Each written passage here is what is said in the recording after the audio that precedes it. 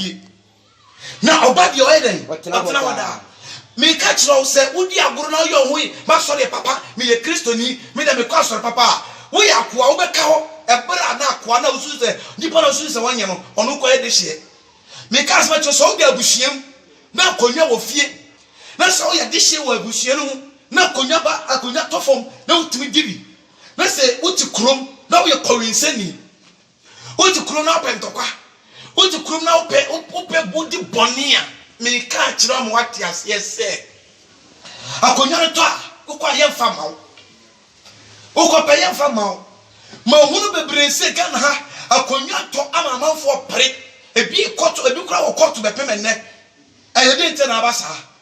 ye trase mu se usuban nye akonwa ka odi mane yeye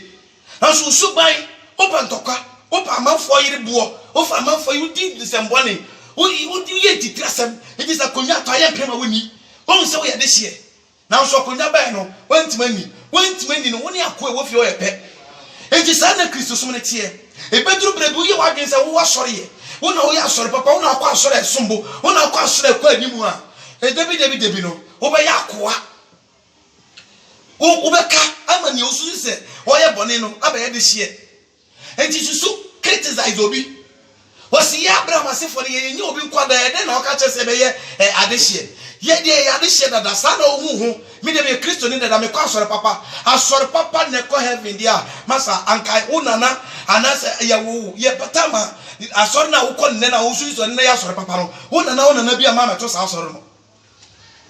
enti jini wanuma sam ho yi hwe ne wo ka yi we wabra bo yi na bonyam so pabra na numum ne bebo adache o kan se bo se enti se oba no ye mu ade hye a o se na se oba no ye mu ade hye a mo be ye ade hye mo be ye ade hye den ampa se oba no ye mu ade hye dia so nyankopon ye mu ade hye se Jesus Christ be ye mu ade hye a oh mo be ye ade hye ampa enti emu obi atan enjeje obi na wonim de onyankopon adwe amen obi David di bone okum yuri aware ne yire oba ma ka kire ne se David die wa ye die eye fom so da so no okukum nipa nyina odi aboa beba fode no se da bi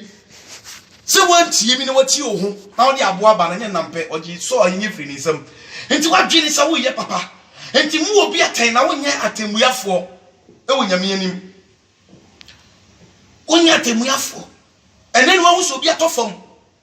enti wadwene se wawie enti wontimi nkɔ nanim biem but wobetimi asɔra ma na yiye enti susuju wudi susu yo ho se ne Kristo ni mapa na nso na jai wo akoma mu na wotan obi akoma mu na odi obi atem akoma mu na wuchi obi busuani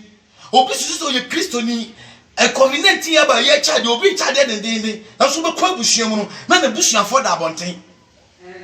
obi kwa busuan mu no ana be ko kura otim na ni fiefo nyina ye totally poor o ye na bonten me ka fro so ye Kristo ni na so bra fie sa na otie o si ye obi nkwada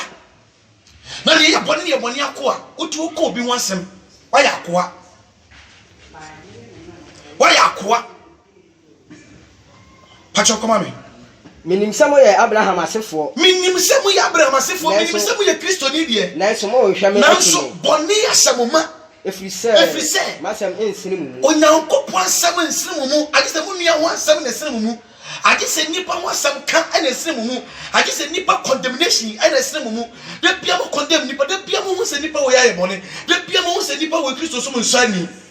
but wo na Kristo so nsani all because you say wasra akono omu oska all because the wasra akono omu school it was mama no wiase ni nyome wo wiase so bi to wiase na ijane to nye den enini mu na ni wo wiase ni ahunama kono na ni wa kono emfre jane na mo mefri wiase na wiase na kono be den e bi twam wo si wasoro wo school fine eye convenient ba ye otum ko wasori asori papa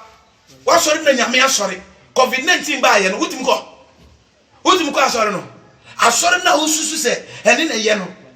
yare na aba no emi ni ehedam ese mi she office ena me di camera si manim ena me di Facebook enti se misusu se ma sɔre ne asɔre papa adenti ya yetum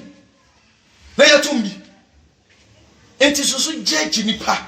susu bu nipa ten come on die mahunu agya no nkyɛn na maka wasi die mahunu agya no nkyɛn no enu na ma den maka kɔ na mo nso mo yɛ die mo ahunu agya no nkyɛn na mo nso mo yɛ die mo mahunu die wa te sɛ enu na ma wo yɛ anka wo tawnia wo yɛ anka wo kanua wasɛm sɔfo bia ne opreach wo TV so maako bia obefa camera si na nim bia ade sɛ ofani nia ba ko sɔfo e betena ho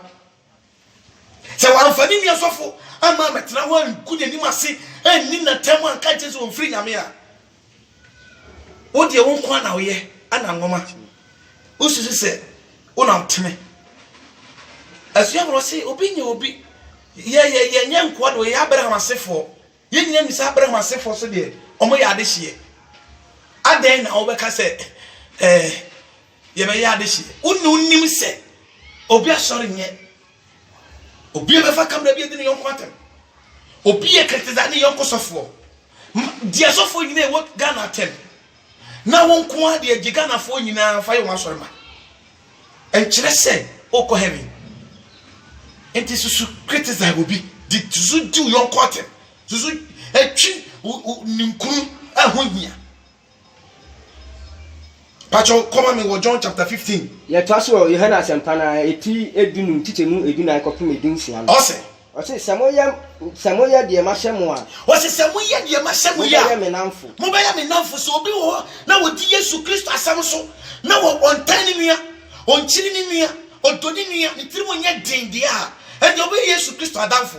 come me me mfra mo nkoa bie wose me mfra mo nkoa bie efrise akwani ni wura pe akoa bie oni ni wura pe amen come me na mafra mo namfo na mafra mo me namfo efrise nioma mati o majanche na makachire enyamo na mo ayi me wose enyamo na mo ayi me na mo mi Yesu Kristo na mai den mayimu na me de mo asi ho se mo nko na mo nko so aba wose na me de mo si wo se mo nko na mo nko den mo nko so aba Yesu ayiu enso wo ko ye na ba na akoso ye no pese mi nkumnya ahoye a atem nie aba e na wo so all because so we ska utim trendy wo television wo TV wo ho entu de TV nenima we asi nyine tie o na obi awurade yiri se onko kana sempa no ono de osofo ho asem e na okọ akoka okodi asori bi sofo atem e na asori we die e na asori o yesi emfri nyame me catch lo Yesu Kristo frɛ asuafo dumienu Yesu Kristo bewu no na omo ye du baako ne be ka ho mani ye dumienu no bia mfa asem baako pani amamra baako ankonante o obi akoye di nyankopɔ asoma ne se onye den onye amen obi akoso ye ni nyankopɔ asoma enti se nyankopɔ frɛ me se me mra me sayare a na se wo awurade afro se be kan Bible mo obi so be bi Bible mu kan Bible mu asem e mo obi sakira enkyere se wo kan Bible mu asem mo obi ai ho atoro no ofiri nyame na me am me bom paye mo obi o no so sorry no me de me wo de ofiri nyame na me de enfiri nyame enye sa na tie ma me Yesu ni obi a nyame de aiden amano amen enti susu sofu we to no we ya ofiri nyame sofu we ye ofiri nyame wo de ofiri den. Make us much low. When Jesus Christ came, there is no television, there is no radio, and there is no mic. And so transit when we said there be me control TV so aye, me control radio so aye, me fa mic kasemo aye. And now what ye? When Jesus came, there is no that things. I didn't tell you there no be dey kaseme. Awurade asem say me ni so ade we fan sa nyame ma yare dia ono dey dey nenye. The piano you go and your many must say, says ye money and coponsono. Now ye fight, ya so for now, now ye come, now ye dear young cost of fatem, said the big and the Christos so cry yakono. Oh, because the yena so for nano, yen no yaho. I saw for no one ne. Oh, because the person in Kumina. Awurade amfra wa pese menkum nya o wase mon kona mon kwa den mon kwaso aba na mo aba no nye den entina ho na biribiara mo besre na biribiara ye besie twini ye tie this is the rare comment wase na biribiara mo besre e wo mi di mu no me den enti me ka cho se so bi ye sofo na o ka se Awurade me sro me dia me pese me ma mobile phone yi so a obi obehwe mobile phone yi ne ho nto no a o si dia mo besire wo me din hu no eno na me de be ma wo enti se me bisire urade se me pagya mobile phone di kire obi si a se di pa no yare ama ho nto na urade ntumi nyana ale nti urade ama obi asese urade me pese me yi wadwuma me pese me ka wasempa e di kire abode enti me srew me so mama nyisu ensuo na se me wisu ensuo no me maso ma nipa nya yaresa o si dabi me wisu mobile phone enti se osu ko wisu ensuo dia ensuo no mfiri nyame how kind of logis unim nyame ya oso no onji nyankopon ni sa this ade wenti o si na obi biara me so kono koso papa na mo kokko nia mo be kase mo be ye bia mo bisa me me de be da me de be ma amen enti na de ya so for ya kan mo bum na ma Kristo sumu kofom ma Kristo sumu kofom enya kono ena se ye hunti nipa bia sore a na wo go Kristo sumu ani mase all because say asofo a ene mo televisions mo FM stations mo kasa cover ni nyinara di mo atem. What is the sense of it? Nimdie be ene wom nyansan be ene wom enye se wo di usu yonko so fatem no ene kire se wo preach o se na ni obi be sami bia eno na meye enti se bi bisa nyankopɔ se urade be sro ma fa wadwuma na ne beba me ho aboa me ne se ma me fa mo ba fo nkire ni paso ba ne ho tɔ no me bisa urade ma gina di o de be ma me afia den kunya ho ye firi mu oma ye trase na ye kan ye hombom ase ye kan ye hombom a na me be ye kase won se suba wenti won se o ye de hie o won se o hu so ye kristoni won se o ye kristoni o na so sa de wenti wa baba ya kwa so nim akonwa to a se akonwa nto fie a sa hini wo fie na sa hini no enya nto famu a ento ya woni se o ya woni mu se o ye de hie na sa akonwa ne to famu a ene ehu se da bi wonya de hie wo ya koa o so da bi ma bi nya so me mama haya na mama free me na na chi ba ne na otesu me mama ni ani na otesu me ya de hie me je akonwa se da bi eye no Christ fie na free anso open to kwa efie na ofri nanso wadem pe efie na ofri opa manso efie na ofri anso se na ote enti sa ni o ma wenti wudi akonya no a enye yie afi na obehu se me ya de hie wo fi ha nanso ya kire mase ma hu se me ya koa